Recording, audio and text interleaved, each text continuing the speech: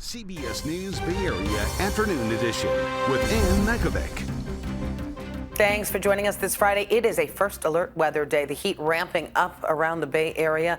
We're talking triple digits in some of our inland spots. Here's a live look outside from some of our cameras around the Bay. A heat advisory just kicked in about an hour ago for much of the area. It is going to be scorching in parts of the East Bay and the South Bay. But if you want relief, the advice still rings true. Head toward the coast. Let's get right over to meteorologist Zoe Mintz with what we can expect. And Zoe, you're looking awfully summer-like today. I had to put on my sunshine dress today for the warmest day of the year so far for many of our locations. But as you can see from those pictures, it did not take long for the marine layer and the fog to be pouring through the Golden Gate. And yeah, that's going to keep those temperatures cooler, closer to our coastal communities. Right now, though, we're beginning to heat up. Even here in San Francisco, we're in the mid-70s. So definitely warmer than what we were yesterday across most of the Bay Area compared to 24 hours ago, anywhere from 5 to nearly 10 degrees above just 24 hours ago, other than along the coast, Half Moon Bay, because you are looking at still a bit more of that fog. But it's our inland areas, 10 to 15 degrees warmer than 24 hours ago, that we are most concerned about when it comes to that heat danger. By this afternoon, we're expecting between about 3 and 6 p.m. to be the warmest parts of the day, where we are expecting those triple-digit high temperatures to return to places like Antioch and potentially Fairfield. So yes, triple-digit heat this afternoon. That does mean limit your time outdoors, or make sure you always protect yourself with your sunscreen, sunglasses, and keep the ACs on. But the heat's not going to last for very long. I'll let you know when a cool down is on the way, coming up in just a bit. Back to you. All right, thank you, Zoe. And our Kevin Coe continues our first alert weather coverage in the East Bay with how people have been gearing up for the first real extreme heat of the season. At Sweet Loose Cherries in Contra Costa County, owner Tom Bloomfield has a love-hate relationship with the sun.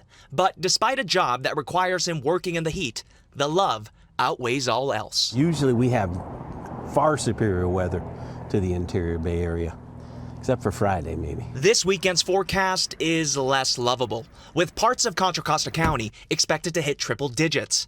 At Tom's U-Pick Cherry Farm, a popular tourist attraction, some customers might not be ready for the heat. It does happen on occasion. It did happen last year, and basically we just try to keep people in the shade and put towels around them and have them basically cool down. There is plenty of shade. That's the beautiful thing, right? Finding shade is one of several recommendations from medical experts for anyone who may be outside during the heat advisory. Staying hydrated and indoors is also recommended, something San Leandro residents say they plan on doing. Heat wave, stay inside if you're hot. Indoor, I have a centralized AC. Or I might go to the beach. Usually that's what we do. My partner and I go to the Half Moon Bay with my boys. We have 2 dogs. And hit the beach when it gets up to 80 degrees. With San Leandro expecting temperatures in the 80s, Jonathan is getting his yard work done before the heat cranks up. But for folks who grew up in Contra Costa County, like Tom, you're in this long sleeve. Right. I'm sweating through this. Right. How? I don't know. I'm just used to it, I guess. It's still cool. It's not 100 yet. However, it is dry and windy. That means an elevated fire threat this weekend, something Tom isn't too concerned about. No.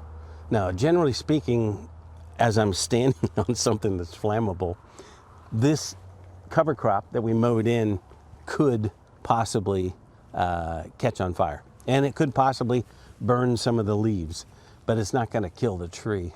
We've never had a fire in the field with a U-Pick operation, but now that you brought it up, I'm kind of thinking about it. It is time to think about it.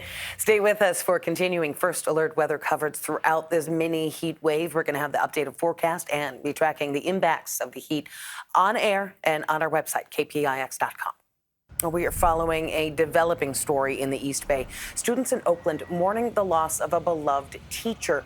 He was run over and killed by a suspect who just minutes before had been chased by the CHP. Oakland Unified has identified Marvin Boomer as the man who died in that crash on Wednesday evening. He was a teacher at Castlemont High School for 8 years. He taught math before becoming a college and career pathways coach. There is a small memorial at the crash site for Boomer. Castlemont High School is holding its graduation ceremony today.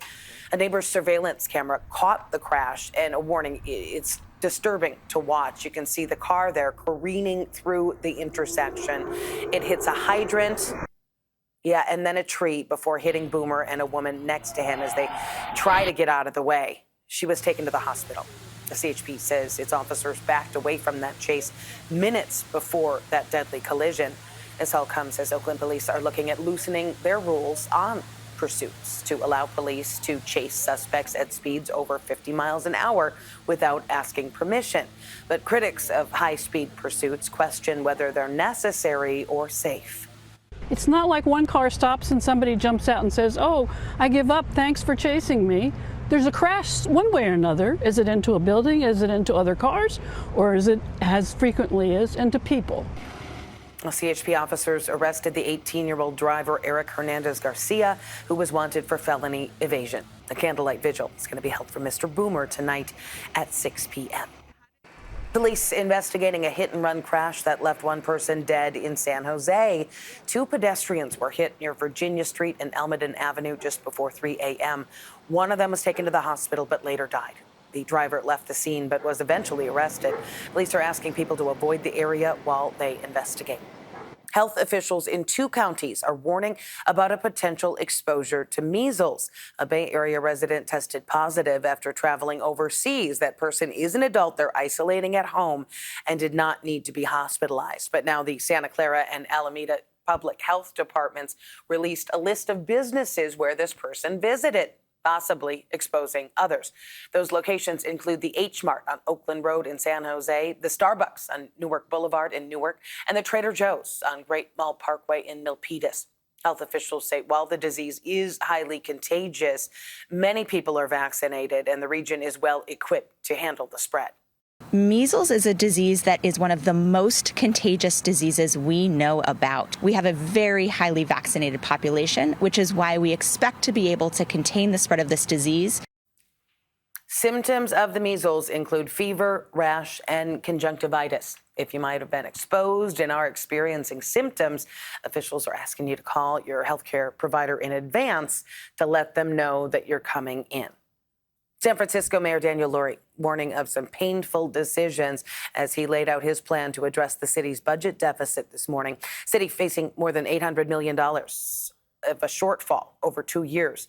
Lurie says his budget prioritizes public safety, cleaning the streets, and addressing the city's homelessness crisis, but said tough choices will have to be made. Unfortunately, in a crisis like this, there are no easy fixes. We are facing some incredibly difficult decisions that will impact our workforce and nonprofit partners. We have worked hard to limit those impacts and are grateful for the contributions and sacrifice of these dedicated public servants as we work to reclaim our place as the greatest city in the world. Sources confirm that the mayor's budget will slash about 1,400 jobs. Most of them are vacant jobs, but as many as 150 are filled. Those people would be laid off. We're told that some of them are retiring, but dozens will likely be laid off. City unions are denouncing Lurie's budget proposal. The secretary-treasurer of the San Francisco Building and Construction Trades Council called the layoffs totally unnecessary, saying we can find the funds to save jobs and uphold San Francisco values. The Board of Supervisors has to approve that budget in time for Lurie to sign it by August 1st. Well, today is Elon Musk's last day leading the Department of Government Efficiency, or DOGE. As a special government employee, he was limited to working 130 days in a year. Speaking at the Oval Office earlier, President Trump praised him for his work. Elon has worked tirelessly helping lead the most sweeping and consequential government reform program in generations. Since January, Musk's DOGE made severe cuts to the federal workforce, canceled billions of dollars in grants for health and education programs, and attempted to dismantle several agencies. He is expected to remain an advisor to the president. And we've been watching the back and forth legal battle over President Trump's tariffs, which will impact Bay Area companies as well as the Port of Oakland. A federal appeals court reinstated the president's sweeping tariffs while it considers an appeal by the Justice Department. President Trump praised that decision, which pauses a lower court's ruling that had blocked most of those global tariffs, saying they were outside of the president's authority. The Port of Oakland saw a nearly 15% drop in container activity last month, and those tariffs also adding to the uncertainty for tech companies. But it's not slowing down the expansion of one of the nation's most popular electronics retailers. This morning, Micro Center opened a massive new store in Santa Clara. Our Veronica Macias was at that grand opening where it looked more like Black Friday. So much excitement with the opening of this Micro Center store here in the Silicon Valley. Some people camping out overnight just to make sure they get a good spot in line. Everything you need to build a computer is said to be found right here at Micro Center. After leaving for a few years, the retailer is back by demand, they say, in the Silicon Valley. A majority of these people here in line to get their hands on one item, though, an NVIDIA graphics card. It's the latest series and it's in high demand, a graphics processing unit considered to be the workhorse of artificial intelligence, and it's a sought-after electronic piece by gaming enthusiasts. The store's grand opening offering some steep discounts, and the demand along with the looming concern for tariffs may have drawn the crowds to want to buy now rather than later. We got the new graphics card coming out, which is great for gamers, great for AI enthusiasts. It's made by NVIDIA, a local company, which is probably the hottest tech company in the world right now. And we have the historic rebirth of electronics retail here, which hasn't been around since Fry's, maybe like 10 plus years ago. So for me, it's a big deal. That's why I'm number one in line, been here since 7 p.m. Micro Center has been doing this for about 43 years now, and over that time we've built up these relationships with vendors and suppliers around the world. We have a ton of experience in dealing with international trade, and right now in this ever-evolving situation, we're just doing our best to leverage those relationships and our experience in order to keep prices as low as possible for customers. The store actually has been open for the past few days, but today is the day people are getting those really good deals. Well, still ahead here at noon and streaming on CBS News Bay Area, it was a nail-biter in New York. But despite a Valkyries loss, head coach Natalie Nakasi was gifted something even more special from a movie icon. And as we wrap up Asian American and Pacific Islander Heritage Month, we're highlighting efforts from community members to honor a San Francisco martial arts icon.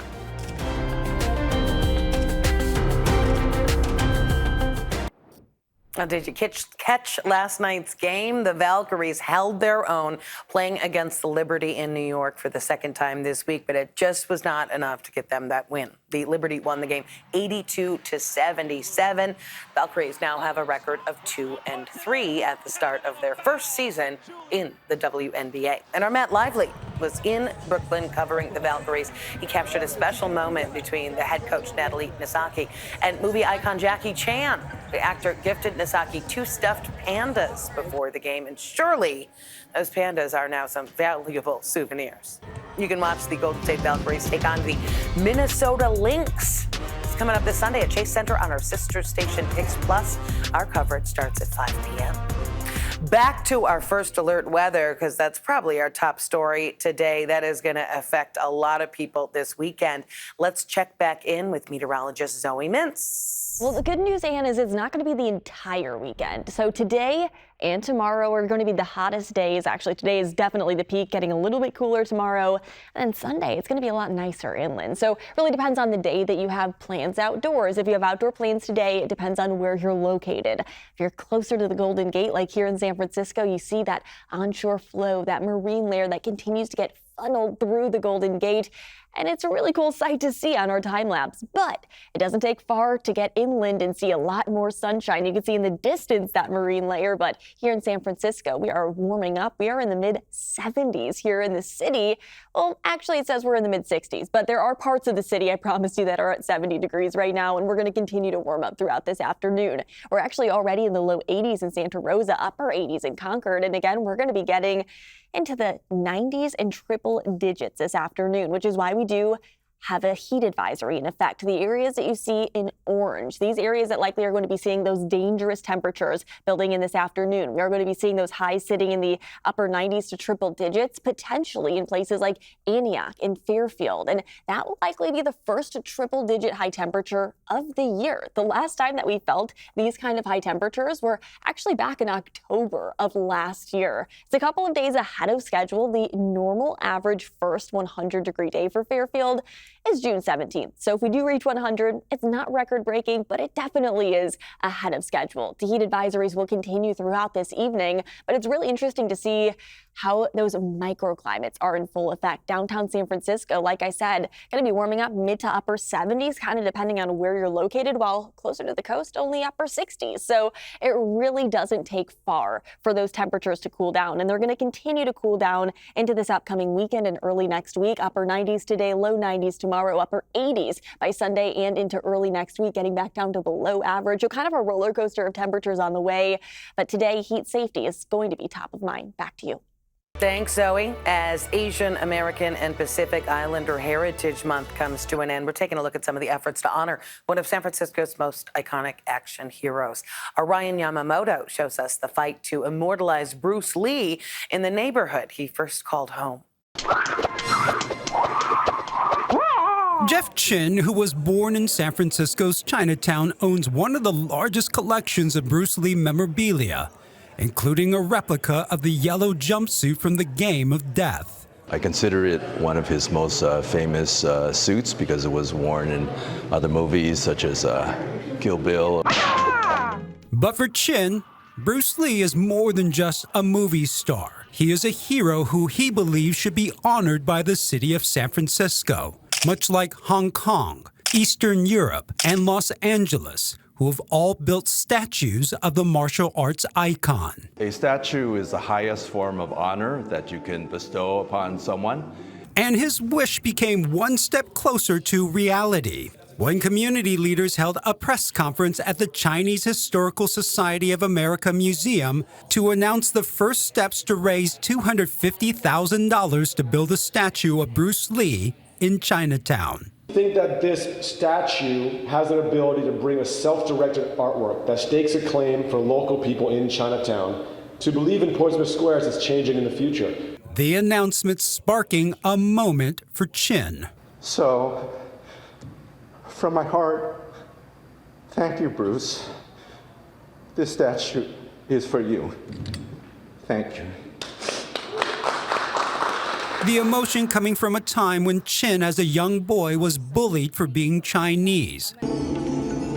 His only escape, watching Bruce Lee on the silver screen, giving him confidence to see someone larger than life that looked like him. Never met him, but he actually helped me out. And till my dying day, I will do my best to pay him back in any way that I can. A gift he hopes will bring San Francisco's native son back home. Still ahead, a cross-country journey for charity, and it all started in the Bay Area. Now it hits close to home for this college student. We're following some breaking news, a 3.2 earthquake in the East Bay just minutes ago. The USGS says that 3.2 struck south of Concord at 12:11 this afternoon. Little shaking, but no reports of any damage. A student embarking on a cross-country adventure from the Bay Area to raise awareness for lung cancer. Jack Owens is riding 3,600 miles, starting in North Beach and ending in New Jersey's Ocean Beach. His journey dedicated to his grandmother, who died of lung cancer in 2011. Jack's goal is to raise $100,000 for his uncle's nonprofit, Ride Hard, Breathe Easy. Coming up here at noon, a 13-year-old victory, taking the Scripps National Spelling Bee in a comeback story for the ages. A 13-year-old from Texas managed to beat out hundreds of the nation's brightest young spellers during the 100th Scripps National Spelling Bee. Faizan Zaki, who breezed through his winning word, éclaircissement. It's a comeback for him as he finished second last year. He has taken home $52,000 and plans to donate a large portion of it to charity. That is it for the afternoon edition. Remember, we are streaming 24/7 on the free CBS News app. In the meantime, enjoy your hot Friday afternoon.